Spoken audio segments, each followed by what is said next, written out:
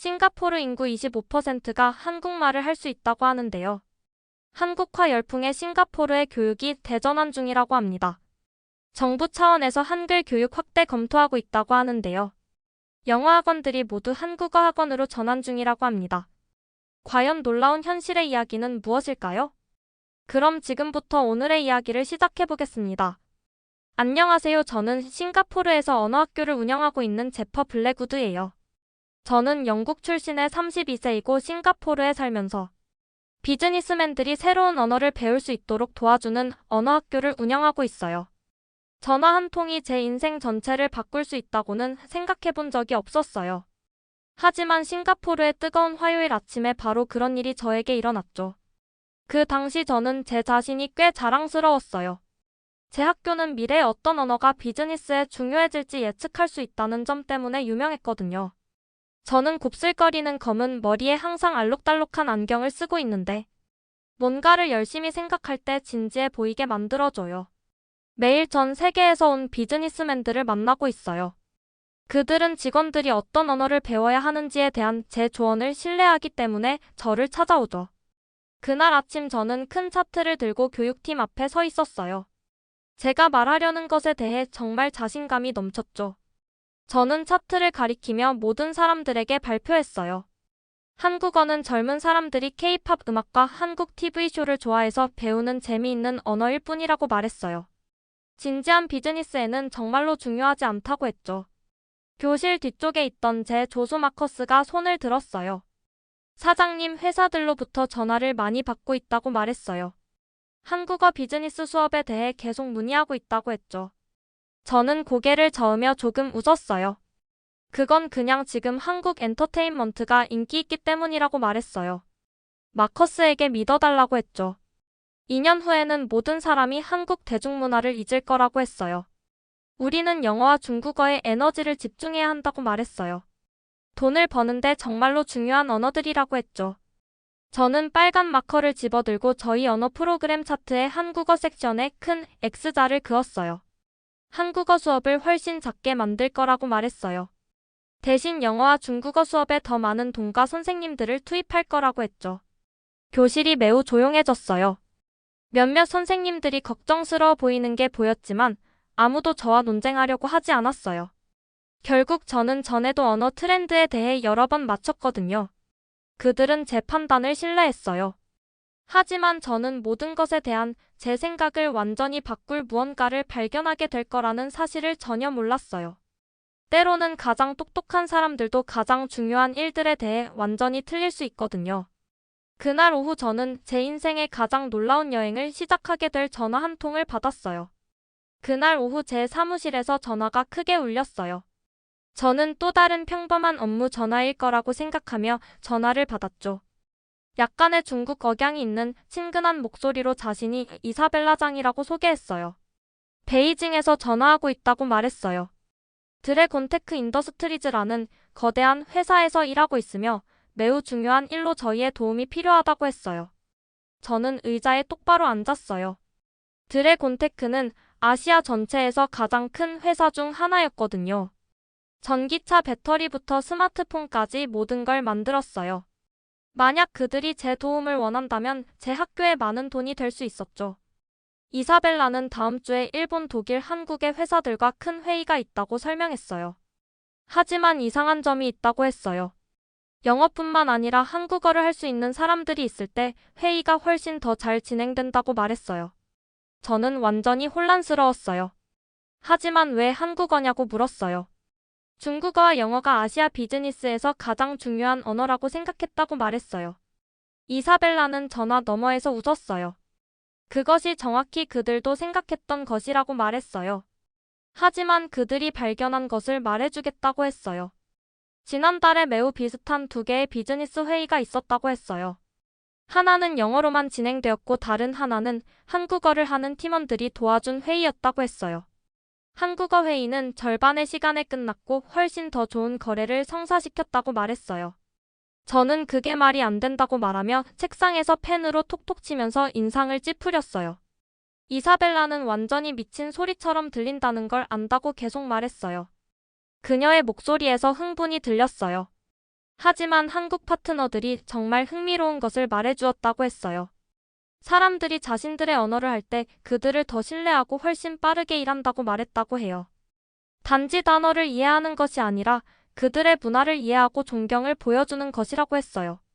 저는 이사벨라가 말해주는 모든 것을 적기 시작했지만 여전히 확신하지 못했어요.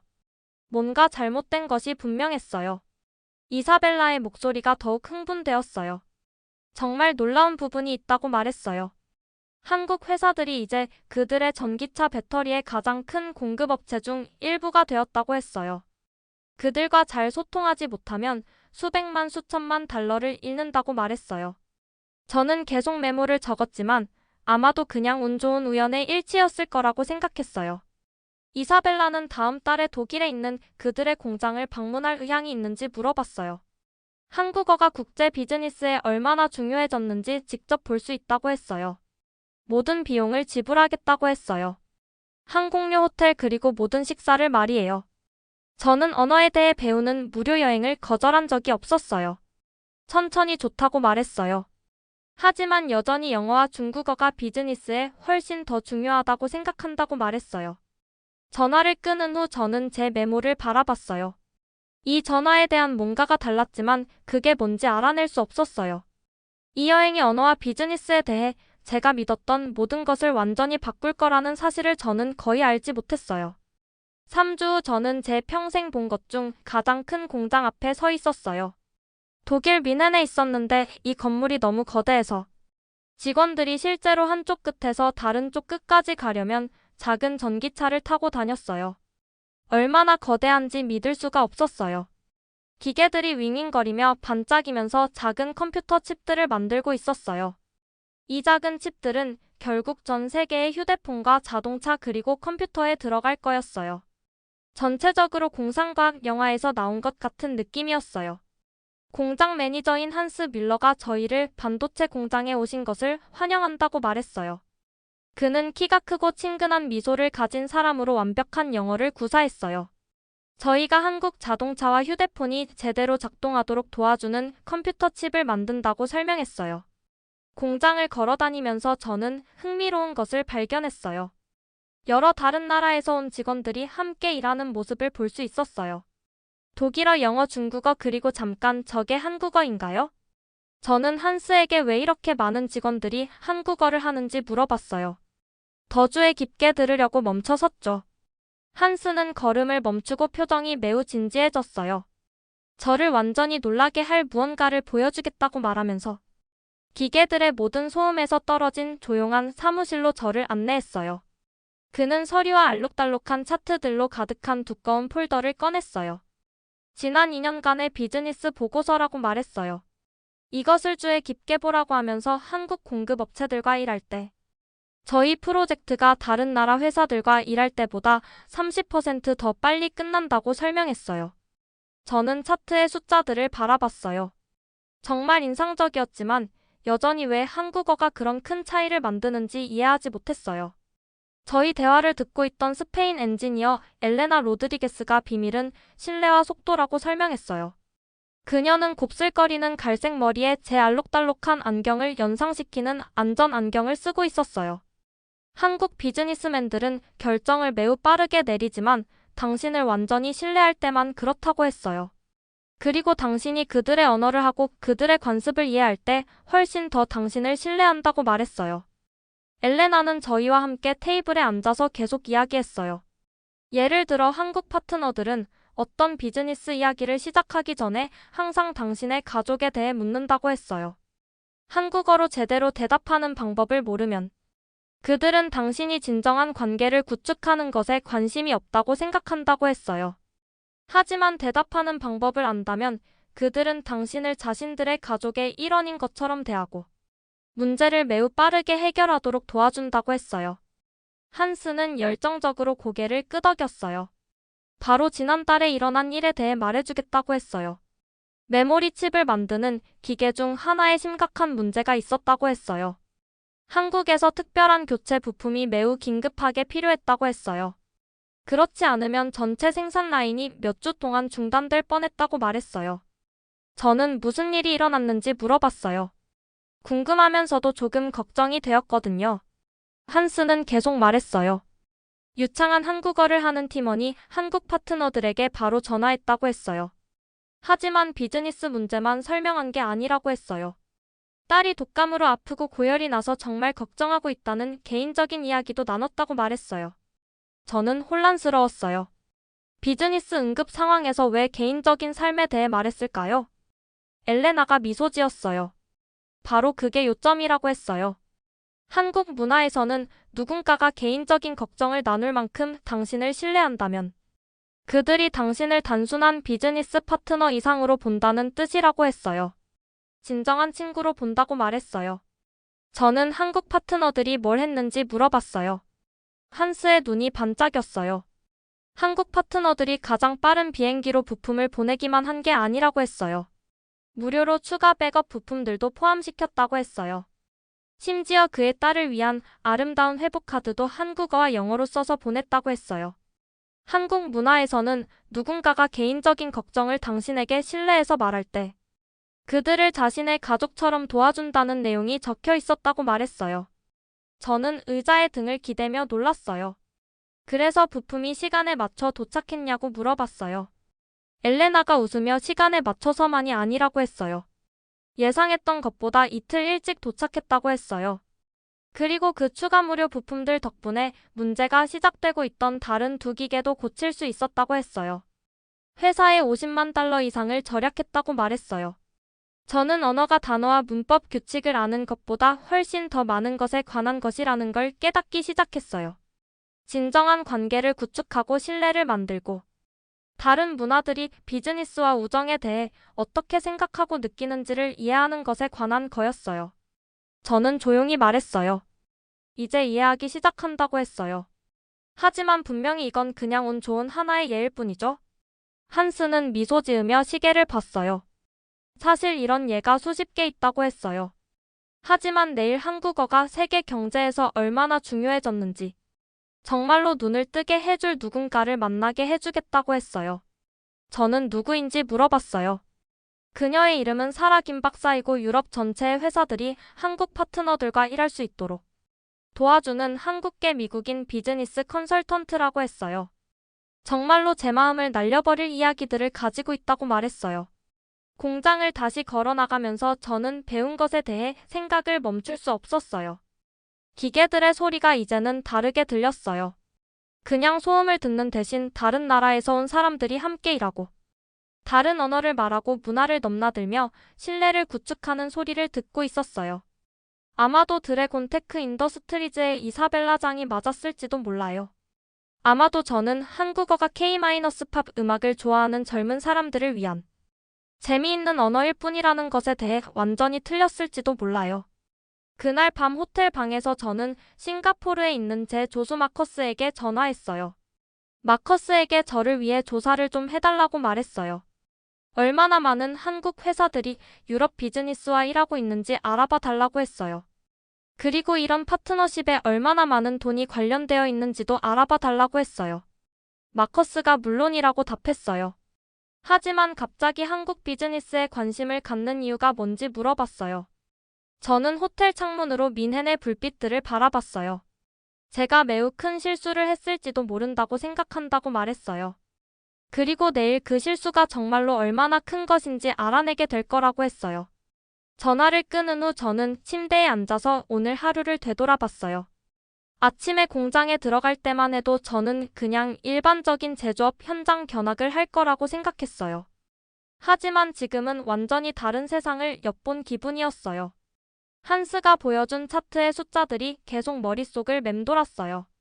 30%더 빠른 프로젝트 완성률, 50만 달러의 비용 절약 이런 숫자들이 우연의 일치일 수는 없었어요. 분명히 더 큰 그림이 있을 거였어요. 저는 노트북을 열고 오늘 들었던 이야기들을 정리하기 시작했어요. 엘레나가 말했던 것처럼 한국 비즈니스 문화에서는 개인적인 관계가 비즈니스 성공의 열쇠였어요. 서양의 비즈니스 문화에서는 개인적인 것과 업무적인 것을 분리하려고 하지만 한국에서는 오히려 그 경계를 허물 때 진정한 파트너십이 시작된다는 거였어요.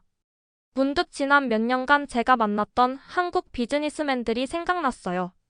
그들이 항상 저에게 가족에 대해 물어보고 식사를 함께 하자고 제안했던 것이 단순한 예의가 아니었을지도 모르겠어요. 아마도 그들은 저와 진정한 관계를 구축하려고 했던 거였을 텐데 저는 그것을 시간 낭비라고 생각했었어요. 특히 작년에 서울에서 만났던 이 부장이라는 분이 기억났어요. 회의가 끝난 후 그분이 저를 한국 전통 찻집에 데려가려고 했는데 저는 다른 약속이 있다고 거절했었어요. 지금 생각해보니 그때가 정말 중요한 기회였을지도 모르겠어요. 그분과 더 깊은 관계를 맺을 수 있었던 기회를 제가 스스로 놓쳐버린 거였을지도 모르죠. 저는 창밖을 다시 바라봤어요. 뮌헨의 야경이 아름다웠지만 제 마음은 복잡했어요. 만약 제가 한국어를 배워서 그들의 문화를 이해했다면 지금까지 얼마나 많은 기회를 더 잡을 수 있었을까요? 제가 놓친 계약들, 구축하지 못한 파트너십들을 생각하니 가슴이 답답했어요. 한스가 내일 만나게 해준다는 사라 김 박사는 어떤 이야기를 들려줄까요? 유럽 전체의 회사들이 한국 파트너들과 일할 수 있도록 돕는다는 그녀의 경험담이 정말 궁금했어요. 아마도 그녀를 통해 제가 미처 깨닫지 못했던 더 큰 그림을 볼 수 있을 것 같았어요. 저는 노트북 화면을 다시 바라봤어요. 오늘 배운 것들을 정리하면서 한 가지 확실해진 것이 있었어요. 한국어는 더 이상 선택사항이 아니라 필수가 되어가고 있다는 것이었어요. 적어도 제가 활동하는 국제 비즈니스 분야에서는 말이에요. 다음 날 저는 제가 본 것 중 가장 아름다운 도서관에 있었어요. 영국의 케임브리지 대학교에서 에드워드 손튼 명예교수님과 마주 앉아 있었어요. 그는 78세의 백발에 가장 친절한 눈빛을 가진 분으로 평생을 아시아 문화와 언어를 연구하는 데 보내셨어요. 손튼 교수님이 부드러운 영국식 억양으로 저에게 말씀하셨어요. 40년 넘게 한국 문화를 연구해왔다고 하시며 매우 중요한 것을 말씀해 주실 수 있다고 했어요. 한국 언어와 문화에는 비즈니스 관계를 훨씬 더 강하게 만드는 특별한 특성들이 있다고 말씀하셨어요. 교수님은 한국 가족들과 비즈니스의 알록달록한 사진들로 가득한 오래된 책을 꺼내셨어요. 한국 문화에는 정이라는 개념이 있다고 하셨어요. 영어로 번역하기가 매우 어렵지만 사람들 사이의 깊은 감정적 연결과 충성심을 의미한다고 말씀하셨어요. 한국 사람들이 비즈니스를 할 때 그들은 단지 거래를 하는 게 아니라 세대를 이어갈 수 있는 지속적인 우정을 쌓는다고 하셨어요. 저는 의자에 몸을 앞으로 기울이며 정말 흥미롭게 느꼈어요. 하지만 교수님, 이것이 실제로 오늘날의 현대 비즈니스에 어떤 영향을 미치는지 물어봤어요. 바로 그때 웨이린이라는 젊은 중국 학생이 저희 대화에 합류했어요. 그녀는 저희 테이블에 앉았지만 저희가 논의하고 있는 것에 대해 회의적으로 보이는 걸 알 수 있었어요. 웨이린이 정중하게 말했어요. 교수님께 모든 존경을 표하지만 한국 문화는 대부분의 아이디어를 중국 문화에서 빌려온 것뿐이라고 했어요. 중국어가 수천 년 동안 중요했는데 왜 한국어가 갑자기 그렇게 중요한지 물어봤어요. 손튼 교수님은 그녀의 질문에 참을성 있게 미소 지으셨어요. 매우 좋은 질문이라고 하시며 두 사람 모두에게 흥미로운 것을 보여주시겠다고 하셨어요. 노트북 컴퓨터를 열어서 한국 비즈니스 회의 영상을 보여주셨어요. 화면을 가리키시며 한국 비즈니스맨들이 서로 어떻게 상호작용하는지 매우 주의 깊게 보라고 하셨어요. 그들이 서로에게 어떻게 정중하게 인사하는지 보라고 하셨어요. 일에 대해 이야기하기 전에 서로의 가족에 대해 어떻게 묻는지 주목하라고 하셨어요. 중요한 결정을 내리기 전에 함께 식사를 나누고 모든 사람이 편안하고 환영받는다고 느끼도록 어떻게 확인하는지 보라고 하셨어요. 이것이 매우 빠르게 신뢰를 만든다고 말씀하셨어요. 웨이리는 영상을 주의 깊게 봤고 교수님이 저희에게 보여주시는 것을 이해하면서 표정이 천천히 바뀌는 걸 볼 수 있었어요. 웨이린이 깊이 생각하며 이제 알겠다고 말했어요. 그들은 단지 과거의 오래된 전통을 복사하는 게 아니라 사람을 돌보는 것에 대한 전통적 가치를 실제로 사용해서 정말로 효과가 있는 현대적인 비즈니스 관계를 구축하는 것이라고 했어요. 손튼 교수님이 흥분해서 손뼉을 치며 정확히 맞다고 말씀하셨어요. 한국 회사들은 관계 구축에 대한 고대의 지혜를 현대적인 비즈니스 효율성과 결합하는 방법을 배웠다고 하셨어요. 바로 그래서 전 세계의 국제 회사들이 그들과 일하기를 원한다고 말씀하셨어요. 교수님은 의자에 등을 기대시고 계속 설명하셨어요. 그리고 정말로 흥미로운 또 다른 것이 있다고 하셨어요.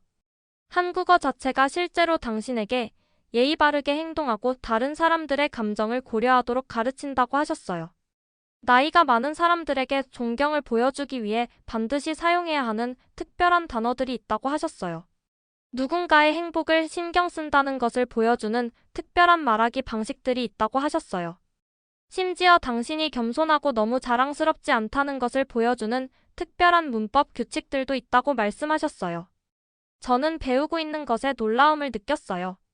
그래서 사람들이 한국어를 배울 때 단어와 문법을 배우는 것뿐만 아니라 실제로 다른 사람들과 더 나은 관계를 구축하는 방법을 배우는 거군요. 교수님이 큰 미소와 함께 정확히 맞다고 말씀하셨어요. 그리고 오늘날에 연결된 세상에서 신뢰와 존경에 기반한 좋은 관계들이 성공적인 비즈니스의 진정한 비밀이라고 하셨어요. 웨이린이 깊이 생각하며 고개를 끄덕였어요. 상하이에 있는 할머니가 항상 말씀하셨다고 했어요. 최고의 비즈니스 거래는 사람들이 같은 가족의 일원인 것처럼 서로 신뢰할 때 일어난다고 하셨다고 해요. 아마도 한국 문화가 현대 세계에서 누구보다도 이것을 잘하는 방법을 알아낸 것 같다고 말했어요. 언어와 문화에 관한 수천 권의 책들에 둘러싸인 그 조용한 도서관에 앉아 있으면서 저는 제 배를 이상하게 만드는 무언가를 깨달았어요. 저는 한국어가 팝 음악을 좋아하는 젊은 사람들을 위한 일시적인 유행일 뿐이라는 것에 대해 완전히 그리고 전적으로 틀렸었어요. 이 언어는 실제로 전 세계 비즈니스를 성공적으로 만드는 바로 그런 종류의 신뢰와 깊은 관계를 구축하는 강력한 도구였어요.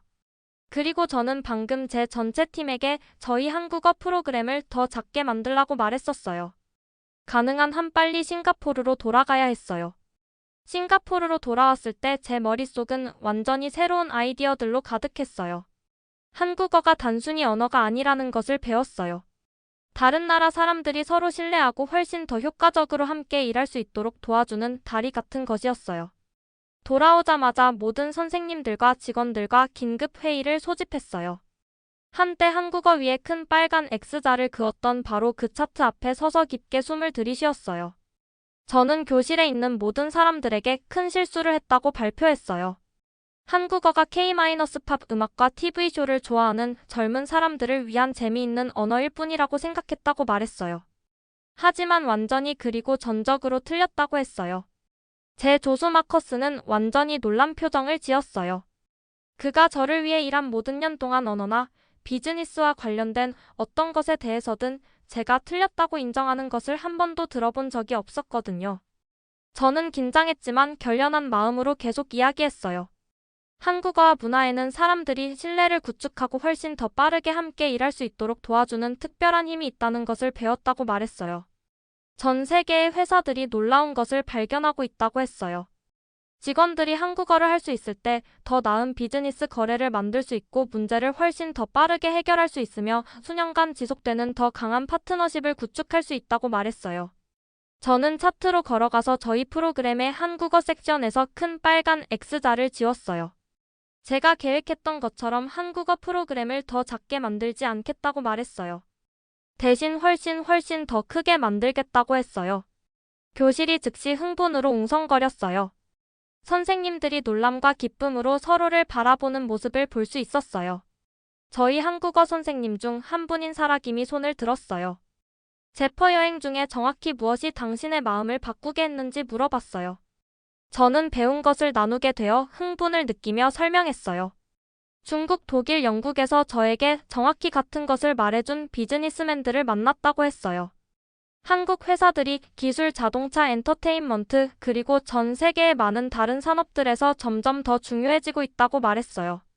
하지만 더욱 중요한 것은 한국 문화가 실제로 사람들에게 비즈니스를 훨씬 더 잘 작동하게 만드는 그런 종류의 깊은 신뢰와 진정한 우정을 구축하는 방법을 가르친다고 했어요.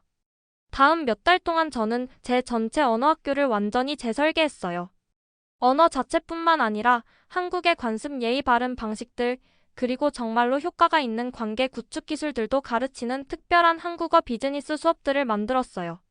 매우 성공적인 한국 여성 사업가인 민지 박 씨를 초청해서 저희 학생들에게 한국 회의 문화와 적절한 존경을 보여주는 방법에 대해 가르쳐 달라고 했어요. 한국어를 배워서 한국 비즈니스 파트너들과 더 나은 관계를 구축함으로써 실제로 자신의 회사 수익을 2배로 늘린 중국 사업가 첸하오도 데려왔어요. 곧 제 학교는 한국어 비즈니스 프로그램으로 동남아시아 전체에서 유명해졌어요. 지역 전체의 회사들이 직원들을 보내기 시작했어요. 한국어 단어와 문법뿐만 아니라 신뢰를 구축하고 팀으로 함께 일하는 한국식 방법들을 배우기 위해서요. 제 한국어 프로그램에 참석한 영국 임원 엠마 톰슨이 저에게 말했어요. 한국어 배우기가 너무 많은 시간이 걸리고 너무 어려울 것이라고 생각했었다고 했어요. 하지만 여기서 한국 문화와 언어를 공부한 지 단 3개월 후에 한국 공급업체들과 회사에 200만 달러를 절약해준 거래를 협상할 수 있었다고 말했어요. 일본인 매니저 히로시 타나카가 덧붙였어요.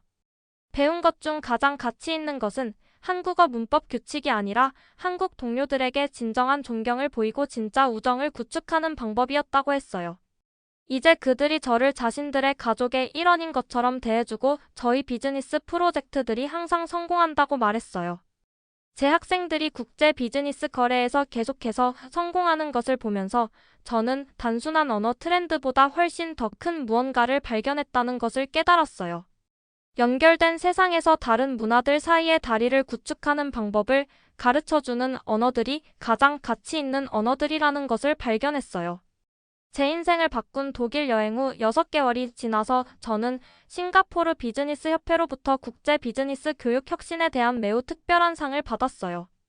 반짝이는 상을 들고 무대에 서면서 저는 청중에게 미소 지으며 말했어요. 인생에서 가장 큰 발견들은 때로는 우리가 완전히 틀렸다는 것을 인정하고 완전히 새로운 것을 배울 만큼 용감해질 때 온다고 했어요. 한때 영어와 중국어 글로벌 성공의 열쇠였던 제 학교의 모토는 공식적으로 언어를 통한 다리 구축 글로벌 파트너십을 위한 영어, 중국어, 한국어로 바뀌었어요. 그리고 저는요? 저 자신이 한국어 수업을 듣기 시작했어요. 결국 좋은 언어 탐정은 항상 인간 소통의 놀랍고 멋진 세계에 대한 새로운 것을 배울 준비가 되어 있어야 하거든요.